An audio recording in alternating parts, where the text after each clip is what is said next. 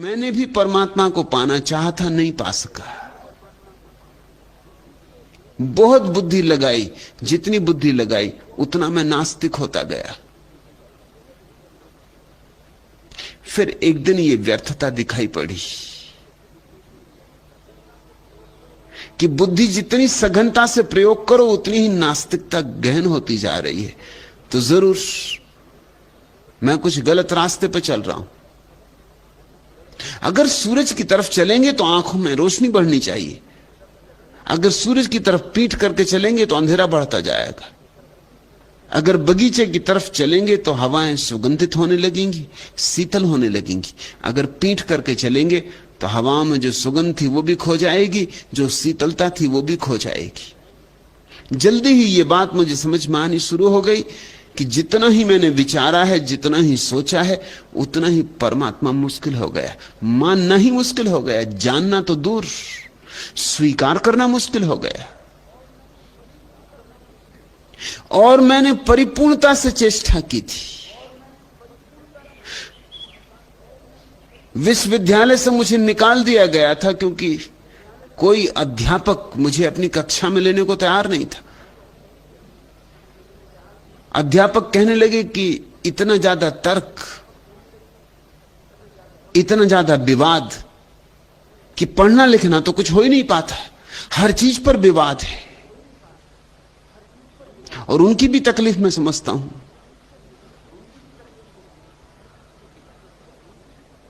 और हर चीज पे विवाद किया जा सकता है, और विवाद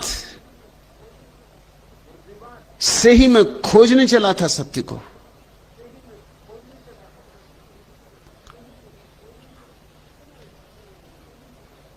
जितना जितना मैंने विचार और तर्क से सोचना चाहा उतना ही पाया कि कोई उपाय नहीं। एक नकारात्मकता गहन होती चली गई। लोग मुझसे बात नहीं करते थे, लोग रास्ता काट जाते थे,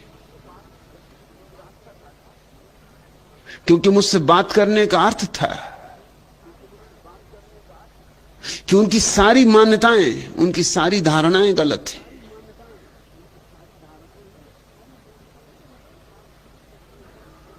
लेकिन एक बात मुझे जल्दी ही समझ में आने लगी कि ईश्वर हो या ना हो, लेकिन ईश्वर को इंकार करके मैं अपने जीवन को पंगु किए ले रहा हूं। मेरा जीवन संकुचित होता जा रहा है। नकार से कोई जी नहीं सकता, इंकार में कैसे जियोगे? नहीं में जगह ही नहीं है जीने लायक। जीवन तो हां में होता है, स्वीकार में होता है। हर चीज को नहीं करते जाओगे तो सिकुड़ते जाओगे। परमात्मा भी नहीं है, आत्मा भी नहीं है, तो फिर बचेगा क्या? जो सबको इंकार करेगा उसको अन्यथा अंततः अपने को भी इंकार करना पड़ेगा। तर्क की वह पराकाष्ठा है। जो तर्क की तलवार से खेलेगा एक न एक दिन उसे अपनी गर्दन भी काट ही लेनी होगी।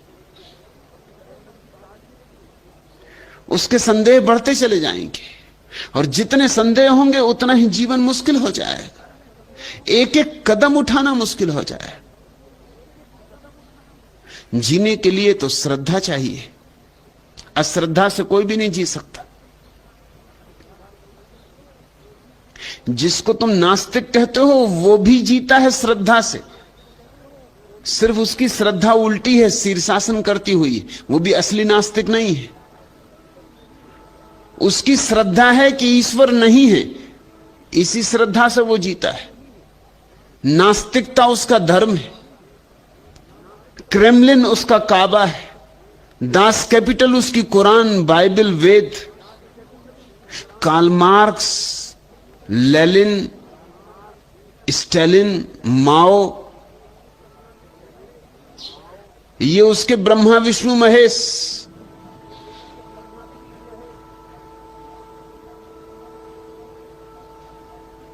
नास्तिकता नास्तिकता नहीं है उसकी। कम्युनिस्ट अपने कम्युनिज्म के लिए मरने को तैयार है उतना ही जितना मुसलमान इस्लाम के लिए मरने को तैयार है। भेद कहां है? दास कैपिटल के लिए वो अपनी कुर्बानी देने को तैयार है, किताब के लिए। न कोई ईश्वर है, न कोई आत्मा है, अकेली किताब के लिए, सिद्धांत के लिए। उसने नास्तिकता में से धर्म निकाल लिया, नास्तिकता उसकी आस्तिकता बन गई। कहता है नहीं, लेकिन भीतर हां छिपा है। मेरा नहीं पूरा पूरा नहीं था, उसमें कहीं कोई हां नहीं था।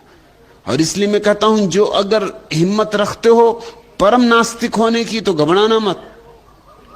लेकिन परम नास्तिकता का अर्थ है कि नास्तिकता में भी सहारा मत खोजना, सब सहारे ही गिरा देना। इतने बेसहारे हो जाओगे कि उसी बेसहारे में तुम्हें पहली दफे याद आएगी कि ये मैंने क्या किया, ये तो मैंने अपने ही हाथ से अपने जीवन की नौका में छेद कर डाले, अब ये नौका डूबने लगी। उसी असहाय अवस्था में तुम्हारे भीतर क्रांति की घटना घट सकती कि मस्तिष्क से हृदय की याद आए कि मेरे पास एक और भी उपाय है, प्रीति का, प्रेम का, भाव का। चलूं उससे भी तलाश लूं, मरता क्या ना करता, तिनके का सहारा भी खोज लेता है, ख्याल रखना। तो जब तुम्हारी बुद्धि बिल्कुल असफल हो जाए और तुम्हें गहन अमावस में डाल जाए और सब तरफ गहन अंधकार हो कि एक रात में तारा भी ना चमके, सुबह की तो बात ही नहीं, सूरज तो है ही नहीं तो उगेगा कैसे, प्रभात तो होने वाली नहीं। जब ऐसी गहन अंधेरी रात हो, तारा भी ना चमकता हो, सूरज का भी भरोसा ना हो, रोशनी होती है ये भी श्रद्धा ना रह गई हो, उस गहन अंधेरी रात में तिनके का सहारा शुरू होगा। उस गहन अंधेरी रात में तुम्हें यह दिखाई पड़ेगा कि एक अंग मेरा अनजिया रहा है। विचार तो मैंने खूब किया, भाव मैंने बिल्कुल नहीं किया। तो थोड़ा भाव भी करके देख लूं, मरता क्या ना करता। इस दरवाजे से कभी नहीं निकला, इससे भी निकल के देख लूं, कौन जाने शायद यही द्वार हो। और जिस दिन मैं उस दरवाजे से निकला, मैंने देखा कि परमात्मा ही परमात्मा है।